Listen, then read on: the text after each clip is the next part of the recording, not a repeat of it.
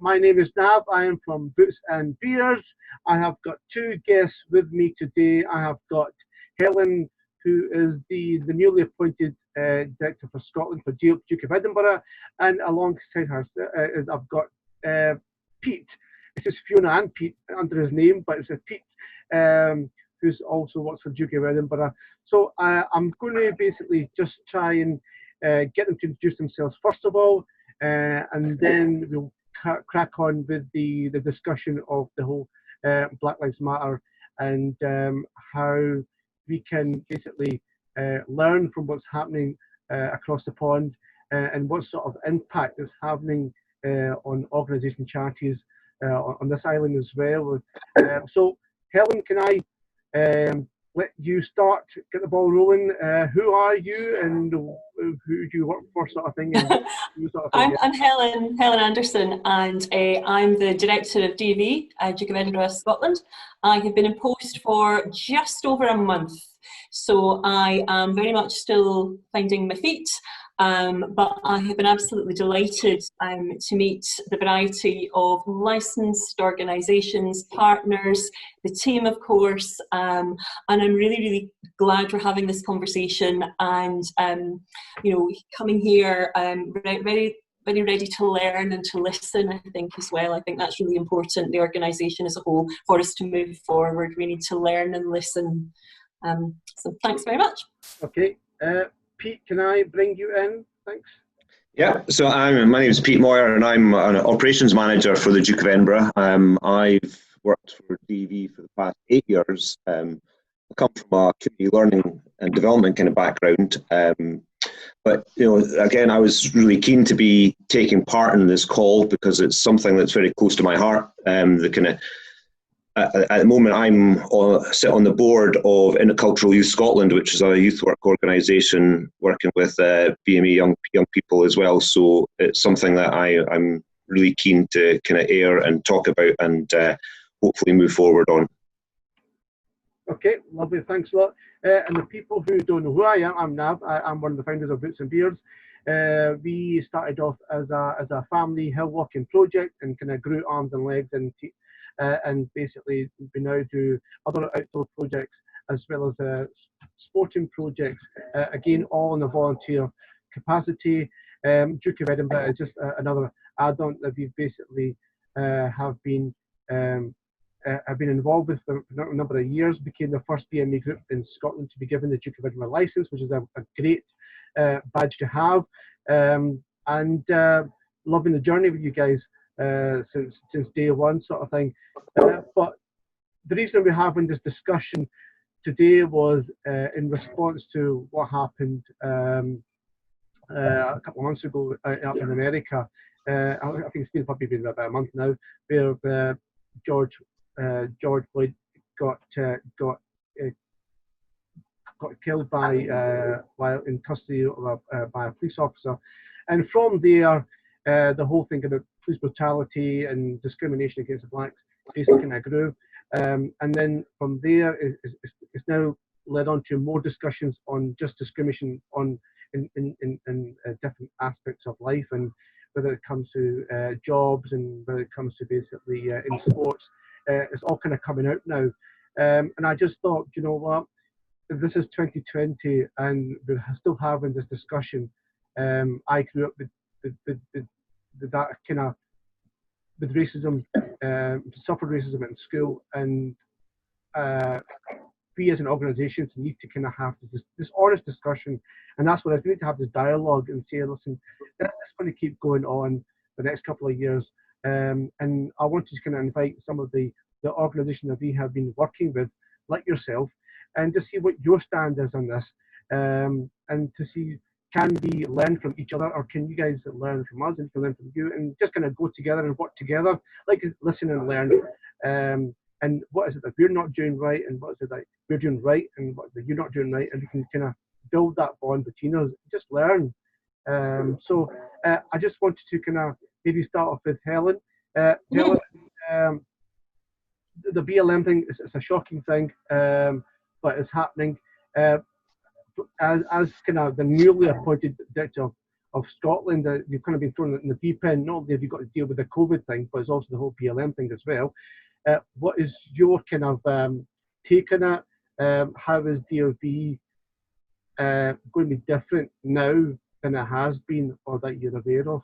I don't know if you could. I mean, I think first of all, this has been, you know, a bit of a wake-up call for organisations to sort of recognise the reality of racism and its destructive impact, and that, you know, for most people, you know, this isn't news. It is a sort of watershed that's focused our attention, and I think that's really important. And we do need to redouble our efforts to sort of eradicate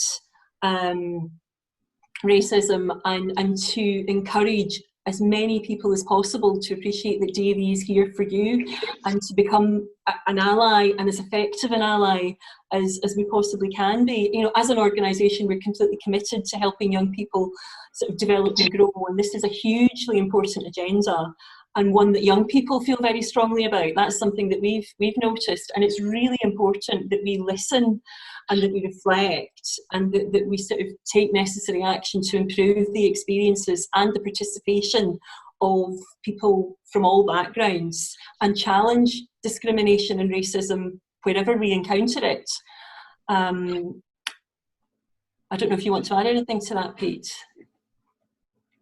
Yeah, well, I think there's a real move, you know, I think which is coming from the top. You know, our new chief executive is very strong, and we're around the issues to do equalities, equity of opportunity around DofE, but also empowering young people to use the DofE as a kind of platform to become activists. So it's very much about promoting active citizenship amongst our young people, you know, to challenge issues to do with inequalities, poverty, environment, racism, you know, and the list could go on. But, you know, for me, it's a youth work organisation, and if we're doing youth work, then we need to be empowering our young people to be learning those kind of skills and have that knowledge to kind of take on into adulthood. You know, because, you know, we talk about providing young people with skills for life and work, and, you know, it very much, you know,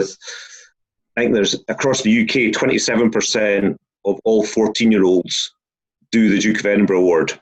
You know, so we've got a huge reach to a huge amount of young people, and if we as an organisation can be promoting those kind of values and ethos and around equalities, then, and empowering people to have a voice, then I think there's real optimism for change. Yeah. And I think if you want to hear some of the specifics that we've done, I mean, we do need to take time to sort of reflect and to take stock of where we're at, but we have made a public statement in support of BLM. We've held a workshop for senior staff already to improve the understanding of racism and the lived experience of people of colour, and to kind of explore how we can support anti-racism as an organisation. We're also pulling together some educational materials and resources to help educate ourselves and to help participants support anti-racist activities as part of their DofE programmes. And we've also reached out internally to our own staff to ask for ideas and suggestions of things that we can do to support diversity and to educate ourselves. Yeah. We've also had a couple of online meetings with DofE managers across Scotland, and we did have a section in that where we kind of talked about the Black Lives Matter movement, and, you know, what the implications are, and what you as DofE managers could be promoting around Duke of Edinburgh Award in that kind of sphere with their leaders and young people as well. So it sounds like you guys have kind of done a lot of the groundwork already, and I mean, I was quite impressed as when I sent this invite out to some of the organisations in Scotland. A lot of them, well, not a few of them came back saying they want to be part of it. Some of them haven't come back, but again, a lot of people have been furloughed as well. But my gut feeling is that there are some organisations out there who are nervous about this whole thing as well, and they don't know how to handle this BLM thing, because they've been going in a certain direction in one direction, but then this whole BLM and the COVID thing has hit at the one time. they just kind of, how do we deal with it? So there's a lot to take in, but I'm quite impressed with the fact that I think in my email, I actually got an email from the Duke of Edinburgh pretty early on in the support for BLM in my inbox. So I was quite impressed by the DofE and their setup and how proactive you guys were straight away. So that, I think, we know we've got a lot to do though, Nav. We know that we need to communicate, we need to build relationships, and we need to learn. So that's another reason that I think Pete and I were both very keen that we joined you in this conversation today, in that we need to be having these conversations, and we can do more, and we must do more, and we must build relationships with people that are better placed than ourselves to help us. Yeah. So when I told some of my colleagues that I was having this conversation with Duke of Edinburgh, I said, listen, is there any questions you want me to say to them? And one of the ladies, one of the mothers came back. She was, can you ask them if you can? And I raised this before with the past director as well. Was that there's not many BME faces on your website, and that's what she said to me. And I remember a year and a half ago, I had to print off flyers for our own kind of like open days, and I had to make my own flyers up because there wasn't any flyers made for BME kids on it. So I had to use the artwork that was there. And I remember getting a phone call from the Duke of Edinburgh down south saying that now we just don't have enough photographs, enough high quality photographs of BME kids in our archive. We just haven't got that, and so we can't use. And I thought that was a bit of a lame excuse. It was a bit of a poor attempt. I said to her, listen, if there's photographs you want, next time I'm having an exhibition, send one of your local photographers out with us, and we'll take photographs. But that's not an excuse. I mean, I'm sure you guys are having exhibitions all the time. So, but again, listen, I'm here to help you guys. But I just thought at that time it was a bit of a lame cop out. But listen, we're here to help you out. Well, get in touch with DofE Scotland next time. Get you some photographs. That competition was arranged through Kevin. So again, it wasn't. All right, okay. Anyway, so that was that. But I think that was the feedback that I was given. Can you please ask about photographs and more kind of like media coverage and having more kind of BME kids on that? I'll ask the question, and that's something I raised in my last meeting as well. I can't speak to that because obviously it was before my time, but I can certainly say it's something that we take on board, and that it's part of us looking internally and reflecting at our comms and reflecting at the brand and the messages that we're giving out. So that's good feedback. Thank you. Okay. Thanks for that. The other thing was I just want to ask, we are the only BME group who have got the license, I think, so far. My understanding, one of the reasons why we came on board was because when we got invited to the one of the gold presentations, I can count in my hand how many BME kids are actually doing gold. And then I thought, you know what, really need to get involved with this and push that number up somehow. So when you're saying there's 27% of kids who are doing Duke of Edinburgh, how many of those kids are BME from background? Because DofE is still seen as a very kind of more for the privileged kids, white privileged kids, not for the lower class, I think. And from that, I mean, when I speak to parents, some of the parents don't even know what Duke of Edinburgh is. So I'm having to kind of educate them, tell them about the benefits. So there is a lot of groundwork still to be done in reaching out to parents, BME parents who are the decision makers, and tell them the benefits of this, because they're the ones that kind of push the kids along in the house. My question to you guys would be is, going forward, what opportunities do you see coming out of this whole movement thing? I'm just gonna, and also we talked about the challenges as well. If that's okay with you, Helen? Yeah, I just want to talk about the opportunities that you see coming out from this whole. I think by having these sort of discussions, simply we're building stronger, more authentic relationships, and we're learning more. And I think that's really important. That's the place to start. As I say, I have been here for a month, so it's almost as if I have an opportunity now to work with the team to make a difference on this. But I think it has to start with good, honest communication. And again, that's why it's good. Thank you so much for inviting us into this space. And I think we want to reach every young person in Scotland. We absolutely do. We don't want anyone to feel that DV isn't for them. And we appreciate that we need to maybe work harder in making sure that DV is seen as inclusive and for everybody. And we need to make those determinations built on having conversations with diverse groups and communities. And that's why it's great to have this conversation with you. So I think good communication is definitely a place to start. And again, building authentic relationships that are not just paying lip service, but are actually based on, sort of clear action and trust, I think, quite frankly. Sure. Pete, since you've been in the organisation longer than Helen, I'll pass this question on to you. What challenges do you kind of maybe see from going forward? I don't know how grounded you are as an organisation into change, and can you adapt to change? So the question would be, how can you basically make use of the opportunity? My concern is that give us 6 months and this whole thing will boil over, and will happen again in the next couple of years. We'll have this chat again. Can we make use of the opportunity now and make the changes? Like, for example, and I'm not trying to be cheeky or anything whatsoever, but from the office that I've seen when I came to the office in Edinburgh, even all the employees, I think there wasn't anyone from the BME community who was there that I could see.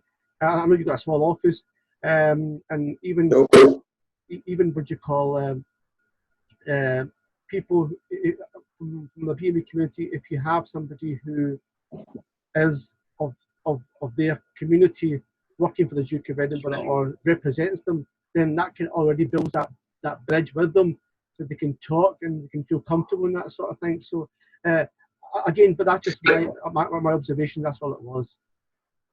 No, and it's really quite accurate. We have, Khalida Noon, who's the Chief Executive in Cultural Youth Scotland, sits on our advisory board for Scotland for DV, and it is. And a couple of years ago we had a leaders meeting. She came along, and there was some young people from her group who kind of facilitated the day. But it did highlight, there was maybe a couple BME faces in our leadership around DV. So that's a real kind of challenge.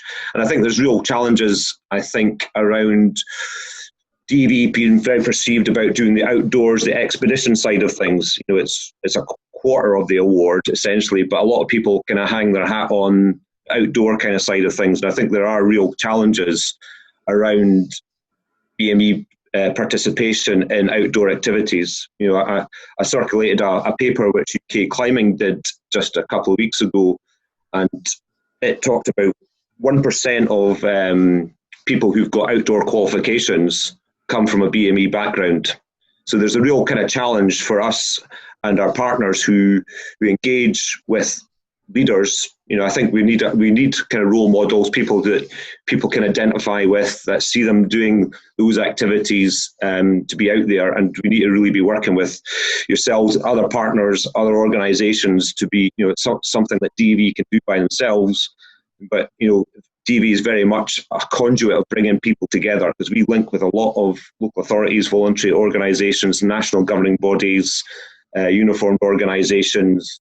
So we kind of work pretty much with every kind of sector within Scotland and in the UK. And I think DV are actually well placed to be bringing folk together to kind of talking about these kind of issues. And how do we have, for example, Backbone, who are an organisation who work with BME young people to get trained up to do outdoor activities, find it really difficult. And one of our DV managers is on the board there, and she's been working very hard with them, and again, it's how do we link together to address that. And I think DV has made quite a bit of change recently around the expedition and about making it a bit more inclusive, seeing the bronze very much as an introduction to the award.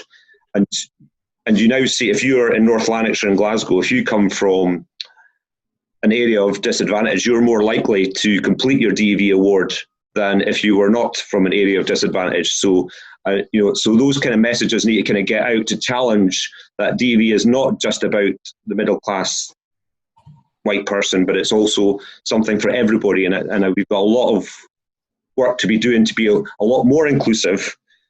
And a lot of organisations have got a lot of work to do that, but I think we are on that journey, and I think we have somebody in our chief executive who is very keen that we go along that journey. And I think if we've got that leadership, and I think a big agenda for Ruth, who's our chief exec, is about change. And to that point, actually, we have got a short, medium and long-term action plan that is being devised, and that gives us benchmarks to hold us accountable internally to keep the momentum going in this. And that will look at things, internal and, reflection, discussion, analysis of diversity data on staff. So with these short, medium and long-term goals, we should be able to hold ourselves accountable to make sure we make the necessary progress internally as an organisation as well. Okay, so I think we've covered a lot of there. I just want to just kind of area of time just now before we get kicked off the Zoom. Just kind of closing. Just want to come off the close the discussion, and instead of putting all the onus on you guys, one of these Boots and Beer was set up was because not only did we see there's a niche in the market, but we also wanted to be that kind of platform to push other people out and give them a taste of the outdoor world and kind of let them go and make their own connections with nature and stuff and different organisations. So, and that's one of the reasons of why we're having this discussion is maybe people will come forward and they'll say, you know what, I like the Duke of Edinburgh, I want to be part of that sort of thing as well, or I want my kids to do that.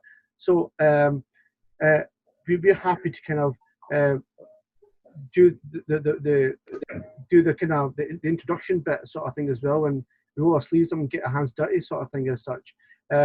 But I feel that we as a community have also got to help you guys out as well, and whether it be educating, whether it be what you call just kind of again having dialogue. It's as simple as that. I mean, that is the more kind of honest way of dealing with it sort of thing. Absolutely. Giving Communication. Giving you feedback. And I think you'll find that many people, if they knew the benefits of Duke, whatever, they will be more than happy to help you guys out and what you call, because it is for the community, it is for the next generation as such. So how can you mentioned Backbone, you mentioned the IYC, the YYS, I know Clint as well, I know Pammy from Backbone as well. How can we and other organisations, what you call, help you guys, like I said, break these barriers down and work together? What is anything you need from us to kind of help you? I mean, what would you like from us? Helen, sorry. I think this is a very good place to start, to be quite honest. I love talking, so I'm going to say it again. It's communication. It's an open conversation. And as we've said many times in this call, we know we've got work to do. We know we've got things to learn. And in the coming months and weeks, we may well be asking questions and reaching out. And, it's great to be able to have those, questions met with honest and detailed and good feedback, or feedback of good, bad and different, but honest feedback. Yeah. So I think that's the spirit that I would like to sort of move. I see this moving forward in dialogue, honesty, and the shared desire to reach as many young people with positive experiences as possible across Scotland, and to make sure that nobody feels DofE isn't for them. We're open. I think Pete would agree. We're here to listen as well. We're here to take feedback. We want to learn, and we want to know how we can build more powerful, stronger relationships with a more diverse audience in Scotland. So we're here to listen, and are we're open and we're ready to learn. Cool. Listen, I think you've kind of nailed on the head there. So again, I'm sorry, Pete. Do you want to say anything else before we go, or? Well, I think it's about how we work together, and for you to kind of maybe open doors for us as well to be able to kind of access broader, because obviously communication strategy, our marketing strategy is not maybe kind of hitting the right note for some communities in Scotland, and how do we reach those kind of communities? So working alongside yourselves, IYS, Backbone, to reach those kind of communities is a real kind of key thing for us. Cool. We could do that together. Great. Listen, Helen, thank you for your time. Pete, nice meeting you. Hopefully we'll cross wires again sometime soon. Thanks for asking us. And we'll chat soon again, hopefully. Yeah. Cool. Okay. Well, thank you, and hopefully that was useful. Thank you very much. Thank you. Thank you. Bye bye.